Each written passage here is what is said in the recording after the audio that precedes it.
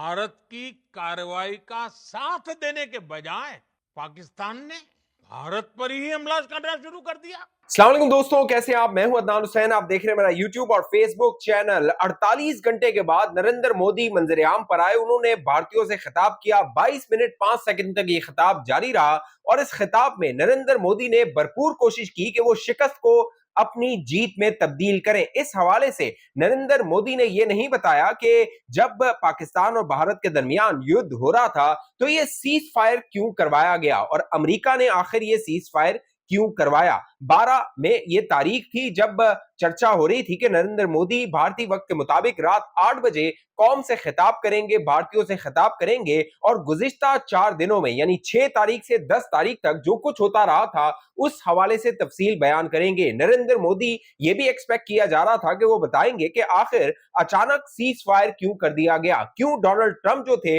वो मामा बने और उन्होंने पाकिस्तान और भारत के बीच आकर एक ट्वीट खड़काई और उस ट्वीट में कहा कि अब दोनों अच्छे बच्चे बन गए हैं और दोनों के दरमियान इमीडिएट सीज फायर करवा दिया गया है। नरेंद्र मोदी ने इस 22 मिनट 5 सेकंड के खिताब में अमेरिका के हवाले से कुछ बात तो नहीं की, लेकिन नरेंद्र मोदी के खिताब से चंद घंटे पहले व्हाइट हाउस में बाकायदा जो डोनाल्ड ट्रंप है उन्होंने खिताब किया और डोनाल्ड ट्रंप ने नरेंद्र मोदी के खिताब से चंद घंटे पहले जो बयान जारी किया खिताब करते हुए, वो पाकिस्तान और भारत के दरमियान जो सीज फायर करवाया गया उसको उन्होंने ट्रेड एग्रीमेंट से जोड़ दिया। I said, come on, we're going to do a lot of trade with you guys. Let's stop it. Let's stop it. If you stop it, we're doing trade. If you don't stop it, we're not going to do any trade. People have never really used trade the way I used it. That I can tell you. And all of a sudden they said, I think we're going to stop. Narendra Modi जो कि वजाहतें दे रहे थे अपने कौम से खिताब में, लेकिन डोनाल्ड ट्रंप ये बता रहे थे कि उन्होंने नरेंद्र मोदी के ऑपरेशन सिंदूर की कीमत लगा दी है और वो कीमत कारोबार से है, वो तिजारत, वो ट्रेड है जो कि अमेरिका, पाकिस्तान और भारत के साथ मिलकर करेगा। तो क्या नरेंद्र मोदी ने जो ऑपरेशन सिंदूर शुरू किया था, अमेरिका ने उसकी बोली लगाई, उसका रेट लगाया और नरेंद्र मोदी मान गया और ऑपरेशन सिंदूर को क्लोज कर दिया गया और सीज फायर कर दिया गया। नरेंद्र मोदी ने अपने खिताब के दौरान बाकायदा कहा कि हमने पाकिस्तान में घुसकर जो दहशतगर्दों के ठिकाने थे, आतंकवादी ठिकाने थे, उनको निशाना बनाया, लेकिन 22 मिनट 5 सेकंड के खिताब में नरेंद्र मोदी एक ऐसे दहशतगर्द का नाम नहीं बता सके जिनको उन्होंने जो है वो नर्क वासिल किया हो या नर्क भेज दिया हो या उनको उनके जो एयरफोर्स थी, भारतीय एयरफोर्स, उन्होंने ठिकाने लगा दिया हो। नरेंद्र मोदी ने दावा किया कि 100 के करीब जो लश्कर ए तैयबा या जैश ए मोहम्मद से ताल्लुक रखने वाले दहशतगर्द थे उनको जो है वो मार दिया गया, जो भारत की एयरफोर्स ने कार्रवाई की, लेकिन एक भी जो दहशतगर्द था, ना मसूद अजहर, ना हाफिज सईद, ना कोई और, उनका नाम नरेंद्र मोदी नहीं बता पाए। गुज़िश्ता दिनों भारत ने प्रोपेगेंडा किया, भारतीय मीडिया जो गोदी मीडिया है उसने ये प्रोपेगेंडा किया और वो प्रोपेगेंडा भारत की मिलिट्री, हुकूमत और मीडिया के गले पड़ा जब यह कहा गया कि रऊफ नामी एक जो शख्स था जो कि हाफिज सईद के बड़ा करीब हुआ करता था या मसूद अजहर के बड़ा करीब था, उसको उस ड्रोन हम या वो जो मिसाइल स्ट्राइक किया गया था उसमें मार दिया गया था। लेकिन बाद में ये चर्चा हुई, बाद में ये खबरें आई कि जब जो है वो नमाज जनाजा पढ़ी जा रही थी तो उसके बारे में बरतानिया में जो भारत के हाई कमिश्नर है उन्होंने स्काई न्यूज पे बताया कि जब नमाज जनाजा पढ़ी जा रही थी तो पीछे पाकिस्तान की सेना, पाकिस्तान की फौज थी और आगे वो अब्दुल रऊफ था जिसके बारे में भारतीय मीडिया और भारत की सेना और फौज ये दावा कर रही थी कि वो उनके मिसाइल स्ट्राइक में मारा गया था। तो ये कॉन्ट्रडिक्शन थी जो भारत की पोजीशन थी उसके ऊपर। So this is the British High Commissioner in UK. Now he is showing in the Indian High Commissioner in UK, he is showing this man and claiming him to be brother of this person. The founder of the terrorist groups that you're mentioning. Look who's behind him. Look at the coffins there. They have the Pakistani national flag. Masood Azhar's brother has been killed in operation. So at least match your notes. Your High Commissioner in UK is saying that this man is leading the prayers. Your media is saying he has died. So before you cook up a story, I would request our dear friends, whoever is writing the script over there of this of these fiction book that they are writing, that at least match the notes amongst yourself. Abdul Rauf Azhar, Masood Azhar's brother, Abdul Rauf Azhar, killed in You have to say once something, you have to back it up with fact and evidence. Now this man who was actually leading the prayers, whom the High Commissioner of the Indian High Commissioner is saying that he is the brother, what is he telling? Who is he? This man is Hafiz Abdul Rauf and he is telling who am I? मुझे बड़ी ही शदीद तकलीफ़ है और रंज भी है कि बग़ैर किसी तस्दीक के, बग़ैर किसी तहकीक के मेरे बारे में इतनी बड़ी बड़ी बातें और बैनुल-अक़वामी चीज़ें बयान कर दी हिंदुस्तान ने और उनके मीडिया ने, जो बिल्कुल ही मुज़क्का खेज़ है और जिसका हक़ाइक़ से क़तन कोई ताल्लुक़ नहीं है।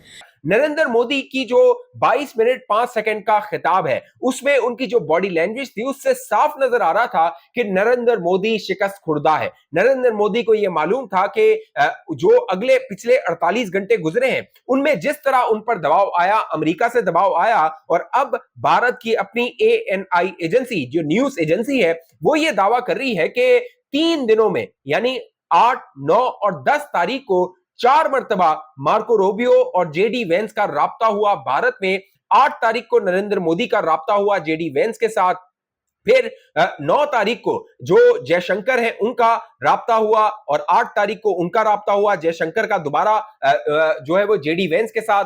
9 तारीख को राब्ता हुआ नरेंद्र मोदी और जेडी वेंस का, और 10 तारीख को जो अजीत डोवाल है, नेशनल सिक्योरिटी एडवाइजर है, उनका राब्ता हुआ। यानी 3 दिनों में 4 मरतबा राब्ते किए गए। तो ये कहना कि शायद कोई न्यूक्लियर जो कह लीजिए कि मामला था कि जो है वो न्यूक्लियर बॉम्ब इस्तेमाल कर दिया जाएगा, क्योंकि नरेंद्र मोदी ने अपने खिताब में यह भी कहा कि हमें शायद न्यूक्लियर बॉम्ब इस्तेमाल करने की धमकी लगाई गई थी। नरेंद्र मोदी का खिताब 22 मिनट 5 सेकंड का आप सुने तो उनमें बहुत सारे कॉन्ट्रडिक्शंस आपको नजर आएंगे। मसलन एक कॉन्ट्रडिक्शन जो नरेंद्र मोदी के खिताब में था वो ये था कि उन्होंने इस बात को एक्सेप्ट किया कि जो पाकिस्तान की सेना है, पाकिस्तान की फौज है, उन्होंने हमारे मंदिरों को, हमारे स्कूलों को और हमारी फौज के कई ठिकानों को निशाना बनाया मिसाइल से। पाकिस्तान ने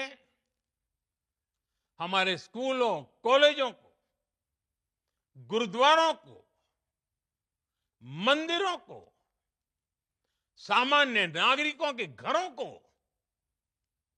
निशाना बनाया। पाकिस्तान ने हमारे सैन्य ठिकानों को निशाना बनाया। साथ आगे जाके नरेंद्र मोदी उसी की नफी करते हैं और नरेंद्र मोदी ये कहने की कोशिश करते हैं कि वो जो मिसाइल्स थे उनको तिनकों की तरह हमने हवा में बिखेर दिया। पाकिस्तान की मिसाइलें भारत के सामने तिनके की तरह बिखर गई। भारत के सशक्त एयर डिफेंस सिस्टम ने उन्हें आसमान में ही नष्ट कर दिया। अब सवाल यह पैदा होता है मोदी जी से कि वो ये बताएं कि आया क्या पाकिस्तान के मिसाइल ने भारत में मंदिरों को, स्कूलों को और जो सेना के ठिकाने हैं उनको निशाना बनाया था, या फिर उन ठिकानों को निशाना बनाने से पहले तिनके की तरह उनको हवा में बिखेर दिया गया था। तो ये कॉन्ट्रडिक्शन नरेंद्र मोदी के इस 22 मिनट 5 सेकंड के खिताब में थी। एक और नरेंद्र मोदी जो वजाहत कर सकते थे वो ये थी कि डोनाल्ड ट्रंप का क्या किरदार था, क्योंकि इससे पहले 2019 में जब जो है वो बालाकोट वाला मामला हुआ, ऑपरेशन बंदर भारत ने पाकिस्तान में किया था, जिसमें अभिनंदन को हिरासत में ले लिया गया था पाकिस्तान की सेना की जानिब से। उस वक्त जब अमेरिका ने कश्मीर के मुद्दे पर अपना किरदार अदा करने के लिए कुछ बयानात दिए थे तो 2019 में मोदी हुकूमत ने उसकी तरदीद कर दी थी। मोदी हुकूमत ने उस वक्त 2019 में कहा था कि जो कश्मीर का मामला है वो पाकिस्तान और भारत के दरमियान का मामला है। ये दोनों देश, ये दोनों मुल्क जो है वो आपस में कश्मीर के मामले को हल कर देंगे।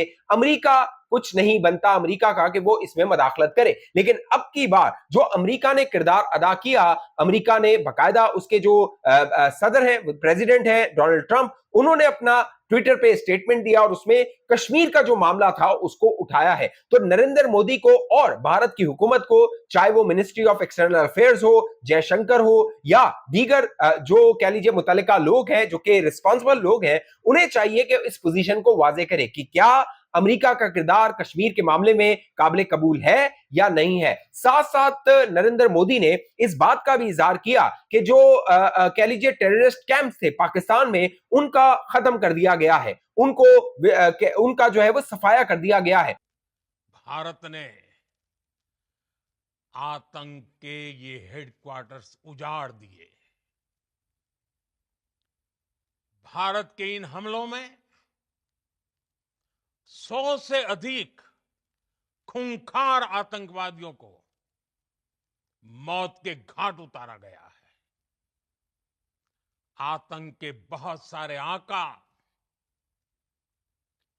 बीते 2.5-3 दशकों से खुलेआम पाकिस्तान में घूम रहे थे, जो भारत के खिलाफ साजिशें करते थे। उन्हें भारत ने एक झटके में खत्म कर दिया।